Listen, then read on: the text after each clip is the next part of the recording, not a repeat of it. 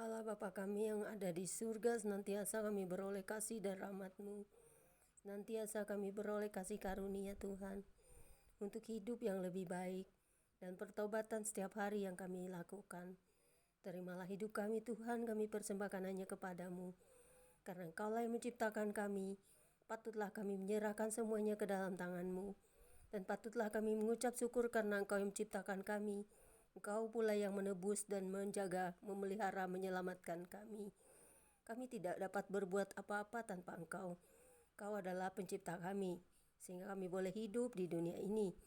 Dan juga kami tak bisa menebus diri kami sendiri tanpa Engkau. Karena Engkau yang menciptakan kami, itulah mengapa kami patut mengucap syukur atas penebusan yang Kau berikan bagi kami. Karena di dalam dunia ini, siapa saja yang menjadi kekuatan kami selain Engkau. Tidak ada lain yang bisa kami minta pertolongan dalam segala kelemahan, bahkan kematian pun Engkau yang menyelamatkan kami. Kami tidak akan jatuh selalu dalam segala pencobaan karena Engkau ada di pihak kami. Tuhan yang benar-benar hidup, yang benar-benar mengasihi, teman segalanya bagi kami. Bisa bercerita, bisa curhat dan segalanya. Engkau adalah segalanya yang hidup, Engkau mendengar setiap kami. Dan setiap orang yang berseru-seru kepada nama-Mu tidak akan terhilang. Tidak akan Engkau biarkan. Dan Engkau selalu mendengar setiap kami. Karena Engkau hidup dan Engkau mendengar. Engkau tak jauh dari kami, Engkau hanya sejauh doa. Kami percaya Tuhan kekuatan-Mu seperti badai, seperti angin puting beliung, bahkan juga seperti semua yang tidak bisa manusia bisa rasakan. Manusia hanya bisa melihat dengan bukti tetapi tidak dapat melihat dengan mata telanjang ataupun mata rohani. Jika manusia semuanya dapat melihat dan melihat dengan mata rohani, maka segala kekuasaan Tuhan dapat manusia nilai, bahkan dapat melihat sendiri bukti-bukti kebesaran Tuhan. Terima kasih Bapa di surga, kuasai kami sepenuhnya dengan firman-Mu. Janganlah kami menghilang daripada-Mu, jangan jauhkan roh-Mu dari kami. Kami tetap percaya bahwa kami mempunyai Tuhan yang benar-benar hidup dan ada, bertahta di surga, bertahta di hati dan jiwa kami, bertahta di seluruh apa yang Kau ciptakan. Kami adalah bait suci-Mu, karena itu kami patut mengucap syukur. Kami boleh memelihara hati dan jiwa kami hanya tunduk kepada-Mu. Terima kasih Yesusku atas segala kebaikan-Mu yang telah menjadikan kami ada di dunia ini. Engkaulah pencipta, Engkaulah yang menerangi hati dan jiwa kami dengan Roh Kudus-Mu yang terang dan ilahi. Dan Bapa selalu mengaruniakan kepada-Mu karunia penguasa surga dan bumi, karena Engkau adalah anak yang benar-benar keluar dari Bapa yang begitu mengasihi umat yang Kau ciptakan. Terpujilah Tuhan untuk segala hal yang Kau ciptakan di bumi ini. Terpujilah Engkau untuk selama-lamanya. Biarlah kami dikuatkan selalu untuk mengerti memahami tentang Engkau, firman-Mu, dan juga dapat mengerti memahami kehendak Tuhan pada setiap kami yang telah Kau ciptakan. Hanya kepujian dan kemuliaan nama-Mu semata-mata. Kami ini anak-anak-Mu, patutlah kami menjadi alat bagi kemuliaan nama-Mu untuk memberitakan kasih, keselamatan, kabar baik kepada semua orang, dan menjadi saksi atas apa yang telah kami alami, kami lihat, dan kami buktikan sendiri dari kuasa-kuasa yang telah menaungi kami di dalam terang-Mu yang ilahi. Terima kasih Yesus atas Natal ini. Biarlah kami selalu dikuatkan dan mengingat akan kebaikan-Mu di dalam hidup kami. Haleluya, amin. Pembacaan kitab terambil dari 1 Samuel 4 ayat 1b hingga dengan ayat yang ke-22 dengan perikop tabut Tuhan dirampas yang berbunyi demikian. Dan perkataan Samuel sampai ke seluruh Israel. Orang Israel maju berperang melawan orang Filistin dan berkemah dekat Eben Heser, sedang orang Filistin berkemah di Afek. Orang Filistin mengatur barisannya berhadapan dengan orang Israel. Ketika pertempuran menghebat, terpukullah kalah orang Israel oleh orang Filistin, yang menewaskan kira-kira 4.000 orang di medan pertempuran itu. Ketika tentara itu kembali ke perkemahan, berkatalah para tua-tua Israel, "Mengapa Tuhan membuat kita terpukul kalah oleh orang Filistin pada hari ini? Marilah kita mengambil dari Silo tabut perjanjian Tuhan, supaya ia datang di tengah-tengah kita dan melepaskan kita dari tangan musuh kita." Kemudian bangsa itu menyuruh orang ke Silo, lalu mereka mengangkat dari sana tabut perjanjian Tuhan semesta alam, yang bersemayam di atas para kerub. Kedua anak Eli, Hofni dan Pinehas, ada di sana dekat tabut perjanjian Allah itu. Segera sesudah tabut perjanjian Tuhan sampai ke perkemahan, bersoraklah seluruh orang Israel dengan nyaring, sehingga bumi bergetar. Dan orang Filistin yang mendengar bunyi sorak itu berkata, Apakah bunyi sorak yang nyaring di perkemahan orang Ibrani itu? ketika diketahui mereka bahwa tabut Tuhan telah sampai ke perkemahan itu, ketakutanlah orang Filistin, sebab kata mereka, Allah mereka telah datang ke perkemahan itu. dan mereka berkata, Celakalah kita, sebab seperti itu belum pernah terjadi dahulu. Celakalah kita, siapakah yang menolong kita dari tangan Allah yang maha dahsyat ini? Inilah juga Allah yang telah menghajar orang Mesir dengan berbagai-bagai tulah di padang gurun. Kuatkanlah hatimu dan berlakulah seperti laki-laki, hai orang Filistin, supaya kamu jangan menjadi budak orang Ibrani itu, seperti mereka dahulu menjadi budakmu. Berlakulah seperti laki-laki dan berperanglah. lalu berperanglah orang Filistin, sehingga orang Israel terpukul kalah. Mereka melarikan diri masing-masing ke kemahnya. Amatlah besar kekalahan itu. Dari pihak Israel, gugur 30.000 orang pasukan berjalan kaki. Lagi pula tabut Allah dirampas, dan kedua anak Eli, Hofni dan Pinehas, tewas. Seorang dari suku Benyamin lari dari barisan pertempuran, dan pada hari itu juga, ia sampai ke Silo, dengan pakaian terkoyak-koyak, dan dengan tanah di kepalanya. Ketika ia sampai, Eli sedang duduk di kursi di tepi jalan menunggu-nunggu, sebab hatinya berdebar-debar karena tabut Allah itu. Ketika orang itu masuk ke kota dan menceritakan kabar itu, berteriaklah seluruh kota itu. Ketika Eli mendengar bunyi teriakan itu, bertanyalah ia, Keributan apakah itu? lalu bersegeralah orang itu mendapatkan Eli dan memberitahukannya kepadanya. Eli sudah 98 tahun umurnya, dan matanya sudah bular, sehingga ia tidak dapat melihat lagi. Kata orang itu kepada Eli, Aku datang dari medan pertempuran. Baru hari ini, aku melarikan diri dari medan pertempuran. kata Eli, Bagaimana keadaannya, anakku? jawab pembawa kabar itu. Orang Israel melarikan diri dari hadapan orang Filistin. Kekalahan yang besar telah diderita oleh rakyat. Lagi pula, kedua anakmu, Hofni dan Pinehas, telah tewas. Dan tabut Allah sudah dirampas. Ketika disebutnya tabut Allah itu, jatuhlah Eli, terlentang dari kursi di sebelah pintu gerbang. Batang lehernya patah dan ia mati, sebab telah tua dan gemuk orangnya. 40 tahun lamanya ia memerintah sebagai hakim atas orang Israel.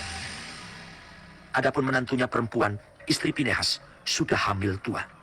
Ketika didengarnya kabar itu, bahwa tabut Allah telah dirampas, dan mertuanya laki-laki serta suaminya telah mati, duduklah ia berlutut, lalu bersalin, sebab ia kedatangan sakit beranak.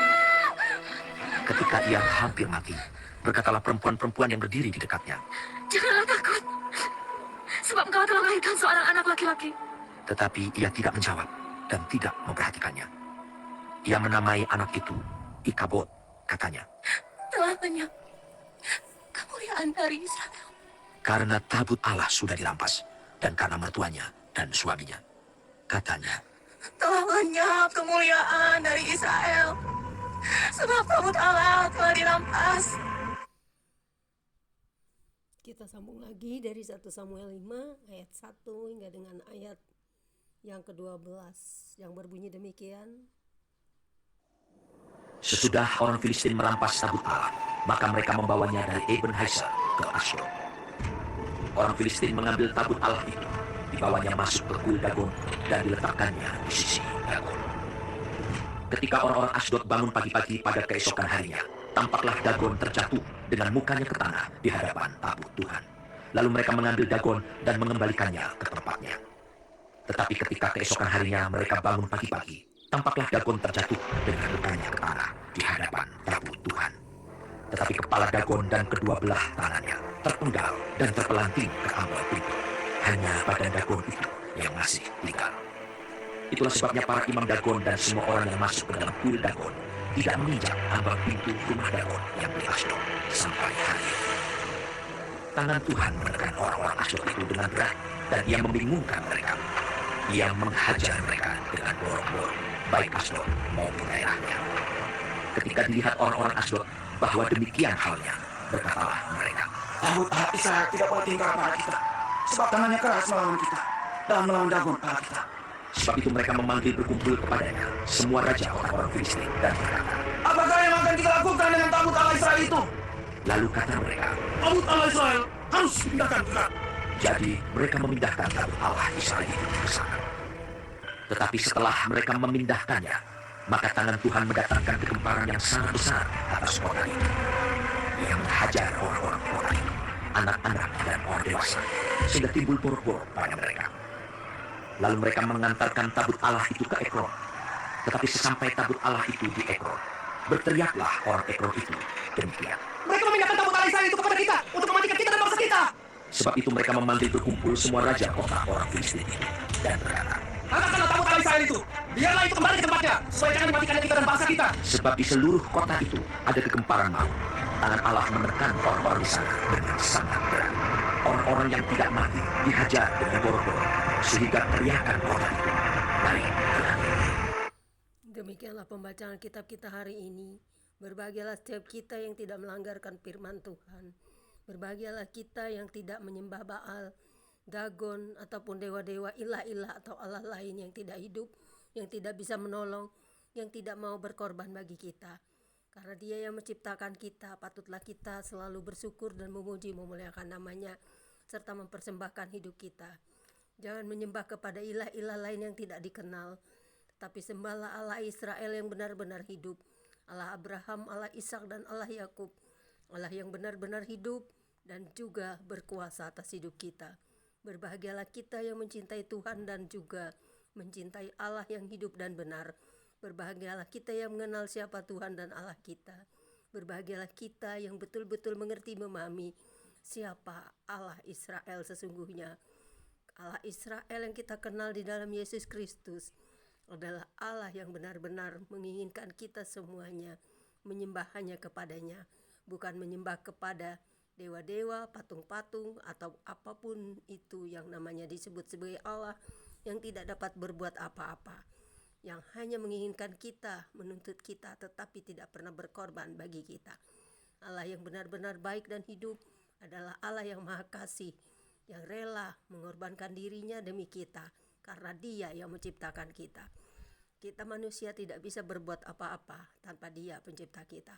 Karena itu segala yang dilakukannya untuk kita, patutlah kita menerima dan mengenal Dia sesungguhnya. Berbahagialah kita yang mengenal Tuhan Yesus Kristus. Berbahagialah kita yang mengenal Bapa, Allah Abraham, Allah Ishak dan Allah Yakub.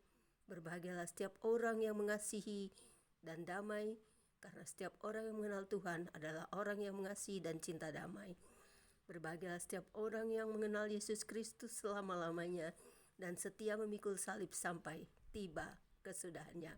Karena mahkota kehidupan yang disediakan oleh Bapa kita di dalam Yesus Kristus adalah nyata dan tidak dongeng dan bukan rekayasa atau pikiran-pikiran manusia. Karena kita, seperti yang tertulis di kitab suci, berbahagialah setiap orang yang mengenal Tuhan, yang benar-benar bersih hatinya, karena Tuhan akan menunjukkan kerajaannya kepada kita, orang-orang pilihannya, yang telah diberikan dunia untuk melihat kerajaannya yang kekal di dalam Yesus Kristus Tuhan dan Juru Selamat kita. Amin. Demikianlah pembacaan kitab kita siang hari ini. Bapa di surga, kembali kami mengucap syukur atas kasih dan karunia-Mu, agar kami tetap di dalam Kau selama-lamanya, di dalam Yesus Kristus Tuhan dan Juru Selamat kami. Roh Kudus-Mu akan selalu menerangi hati dan jiwa kami, karena roh yang hidup di dalam kami adalah benar-benar Roh Kudus yang berasal daripada-Mu, sehingga kami dapat mempercayai karya Yesus Kristus di kayu salib, dapat mempercayai bahwa Tuhan yang mengasihi kami adalah Tuhan yang berkorban bagi kami, Tuhan yang benar-benar mengasihi dan menebus kami, Tuhan yang benar-benar memberikan kami kasih-Nya, sehingga kami semua layak untuk mendapat tempat di rumah Bapa di surga. Amin. Demikianlah pembacaan kitab kita. Tuhan Yesus memberkati. God bless you all. Jangan lupa saudara-saudaraku, janganlah tinggalkan Yesus Kristus, karena Dia adalah satu-satunya jalan kebenaran dan hidup. Ketika kamu sekarat, ketika kamu dalam badai, ketika kamu ditimpa bencana, panggil nama Yesus, karena Yesus berkuasa. Dia sudah mengatakannya kepada kita. Panggil namanya, karena Dialah yang menjadi pengantara kita kepada Bapa, karena Dia adalah firman dari Bapa itu sendiri yang menjadi manusia, sehingga kita semua dapat berbicara, dapat curhat, dan dapat berkata-kata sehingga Dia mendengarkannya. Amin. God bless you all. Selamat Natal, selamat merayakan Immanuel. God bless you all.